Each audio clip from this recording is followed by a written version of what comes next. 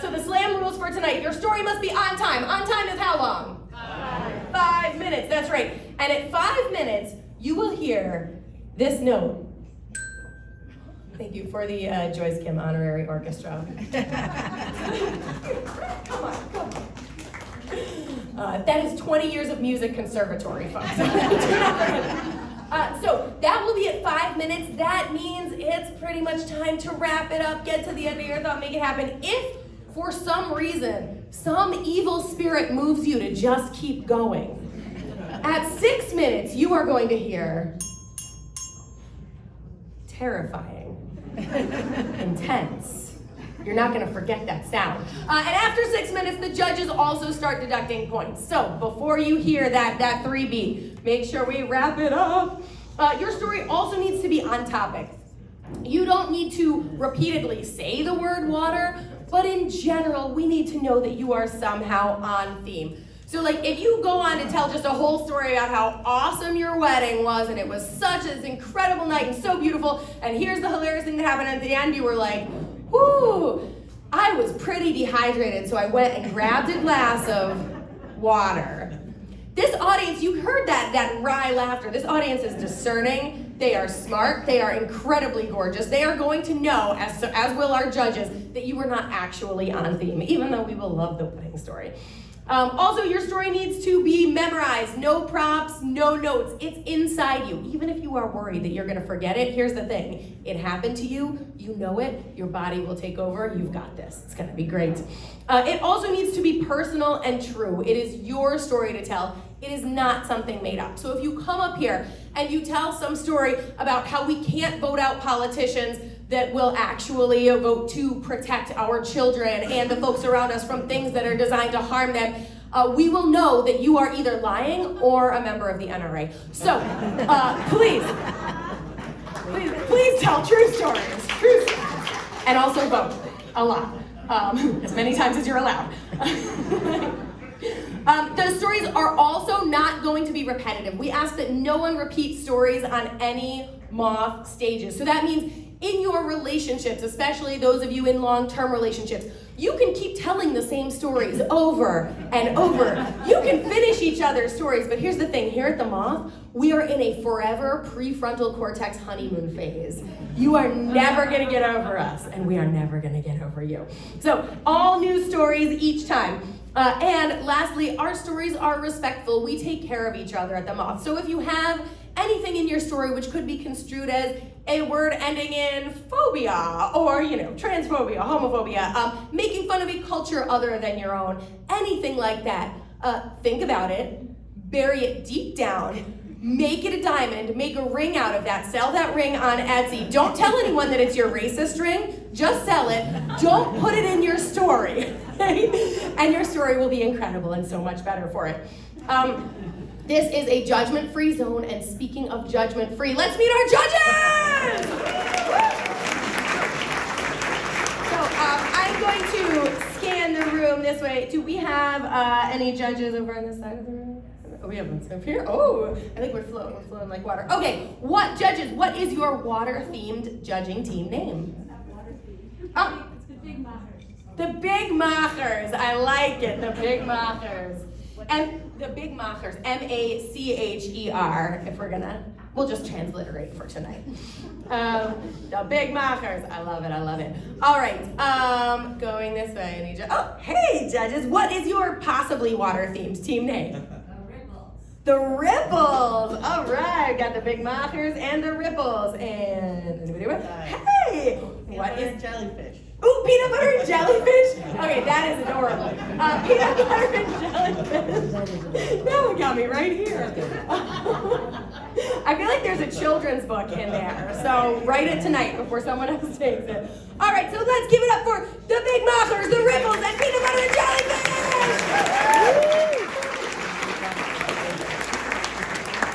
And judges, just remember, it's not actually about the numbers. Whatever you score the first teller, if you go according to that for each other one, your scores will all end up even and in the right and wonderful way. All right, so also, we have a microphone you might notice here. What we will ask the tellers is, we have this mic and also we have that mic. That's also Mike. Let's give it up for Mike. because we love to get to know each other. That mic hates when you touch this mic. Look at that mic's face. That face is not happy. That's not a happy. You gotta do the unhappy. That's the unhappy mic. So don't touch this mic. We will adjust it for you. It will be fantastic, and you will sound and look great. Also, this is a mask optional space. We strongly encourage keeping masks on when you are not up at the mic. It is your choice when you come up here. You will see that we will be masked when we are not at the mic. When we are up here, we will be unmasked. But that is 100% up to you. So feel free to do whatever makes you feel best about the world. Now, the other thing I want to go over is for two things actually. Did everyone see these little slips that you can fill out? This is a way if you don't feel like getting up to the stage that you can participate. So the prompt is tell us about a time when you dove in head first. I'm gonna read you one that we found because I just have so many questions about this one and I wanna get them out early because it's kind of amazing. I dove in head first. Actually, you know what, I'm gonna wait for a second to read it. I'm just gonna build up the suspense because I have something else to tell you before that because it's a treasure. So what's going to happen is, also, when we pick each storyteller, I'm going to say their name once, just so that they can know that they're about to come up here. And when I first say their name, we're going to do just a very, polite, welcome clap. Can I just hear a very polite yes? Oh, excellent. That is the Queen's clap. I love it. When we call them up again, and that just gives them time to know they're on deck, we'll do a few other things, we'll get some scores, then I will call their names again, and that is for them to come up to the stage, and we need them to come up to the stage with like a tsunami of love. So may I hear your tsunami of love? I love you! Yeah! That's amazing. That's what it's gonna sound like when peanut butter and jellyfish comes out, so I'm saying you have your work here, and then you have your work after here.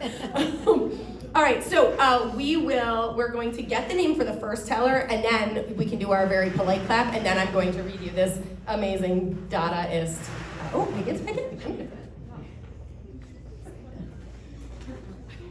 That's just fun.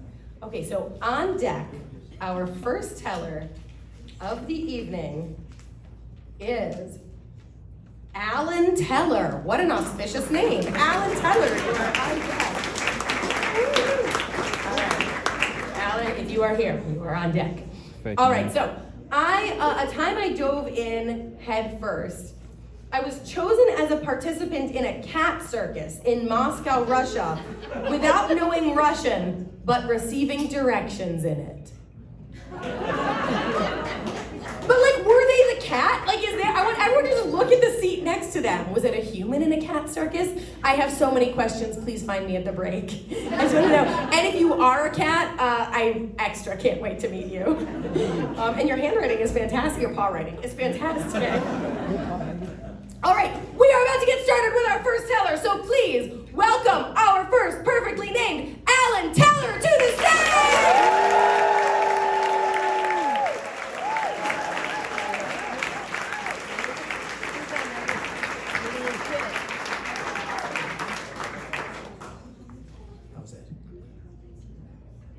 By some miracle, my wife and I won a 2-week stay at a bed and breakfast in Ireland. Pretty amazing. So we cashed in our frequent flyer miles. Next thing we know, we found ourselves in the small town of Listowel in County Kerry in Ireland. This is a town that had a writer's museum, a Holocaust memorial, and 32 pubs. It was great. So we spent a lot of time exploring around in the town. It was quite wonderful, and the Irish people are amazing, and the food is great, and the whiskey is great. And we decided, all right, we need to rent a car in order to really explore. So Kathy, who ran the bed and breakfast, had a friend in the nearby town. She said, go see him, you get a car from him. We go over, we get the car. This is great. Now my wife, Jerry, fancies herself a race car driver. You can see this might lead somewhere. And so she drives, and I'm the navigator. So, but the problem is that in Ireland, they drive on the wrong side of the road. And it takes a lot of practice to get over, the habits and the instincts of driving the American way.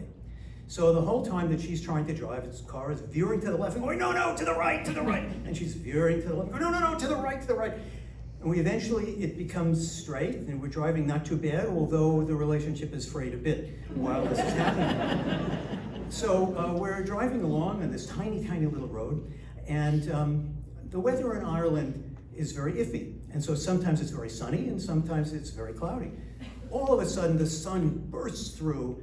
Jerry reaches down to get her sunglasses, and in that split second, the car veers off the road into a ditch, narrowly missing a hedgerow. Now, a hedgerow, if you don't know, is a pile of rocks that's then covered with branches and foliages, and it looks beautiful. It looks safe, but actually it can be deadly. I've had relationships like that. So she is very upset. The car is stuck. We're trying to move the car out. No luck. I'm pushing, she's pushing, nothing. It is stuck in the mud. We get out of the car, we don't know what to do. It's in the middle of nowhere. We see a farmhouse. We walk up to the farmhouse. Of course, there's nobody there. We come back. We're sitting there waiting. Finally, an old guy comes along walking his dog. He sees the problem. He says, okay, he calls a bunch of his neighbors. All the neighbors come out. We cannot get this car to move. It is stuck. It is completely stuck. Jerry is, the former race car driver, is rather upset, and she's marching back and down, like pulling a hair out of her head. So one of the guys says, oh, I have a friend who has a tow truck, he can come. So he calls. I'm looking at Jerry, she's really upset, but then I realize that's not the problem. The problem is that it really wasn't a ditch. It was a small stream, and the car is filling with water. I look inside and I quickly grab stuff that had been on the bottom, put it on the seat in the back, and I'm thinking, oh my God, this is really bad. This is not good. Finally, the guy comes. He actually manages to hook the cables onto the car. He pulls it out. And by some amazing miracle, even though the car is completely covered in mud and brambles and terrible stuff, it's working. And we have not removed the oil pan from the bottom. The car is working. This is so cool. So, the guy says, all right, so follow me, to the garage. All right. So we get in the car and we follow him to the garage. Meanwhile, it's sloshing back and forth. My wife and I disagree about this, but I am convinced there were fish in the backseat of my car. Now, they might be dead because it really smelled bad. This was not good at all. We finally get to the garage. The guy takes out this giant, shop vac, and he's, sucking out all the water. And okay, but then he says, come take a look at this. And he shows me that there's a bulge in the carpet in the back seat. And if he pushes down on one side, wonk, it comes up on the other side.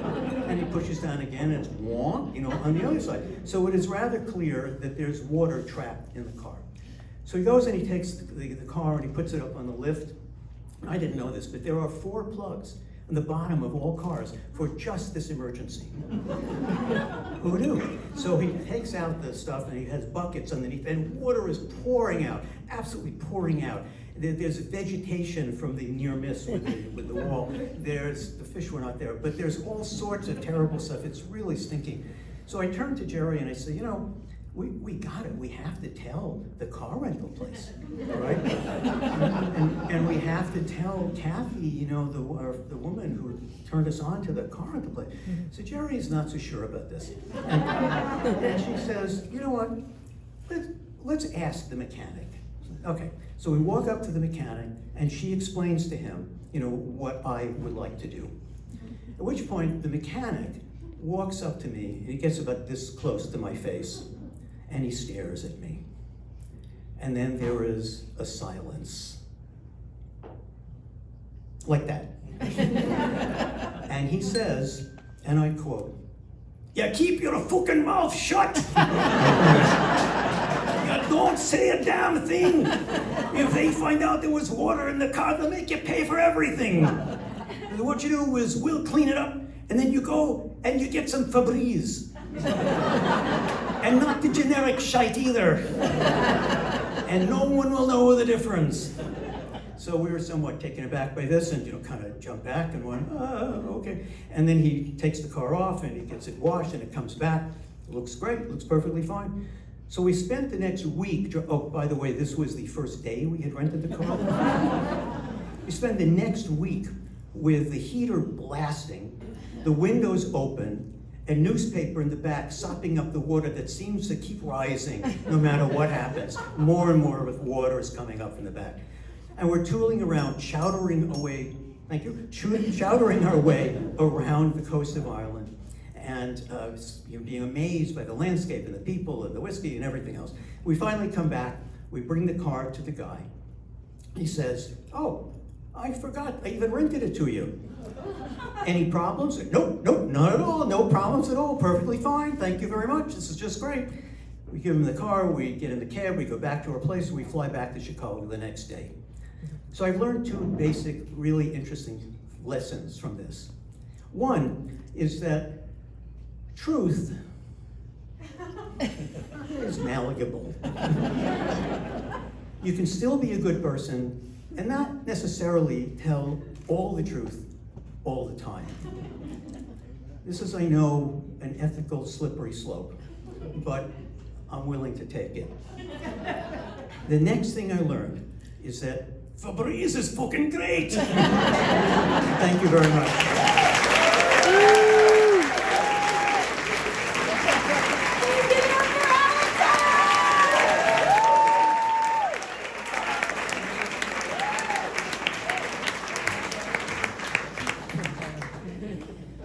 So we've already learned one thing tonight, which is do not loan Alan your car.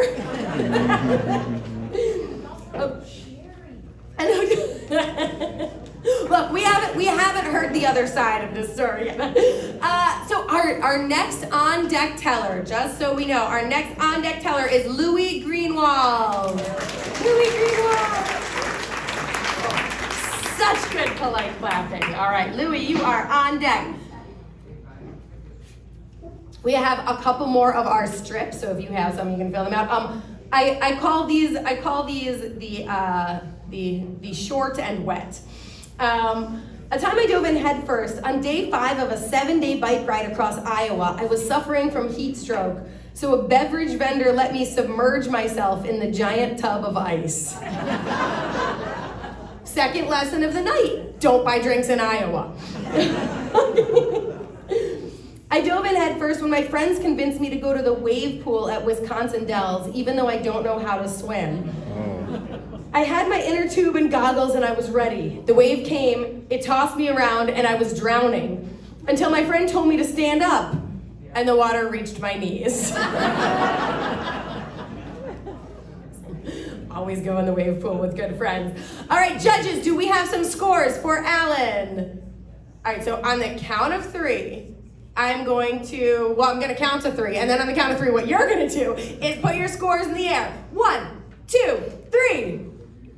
Beautiful. All right, the Big Mothers, 8.5.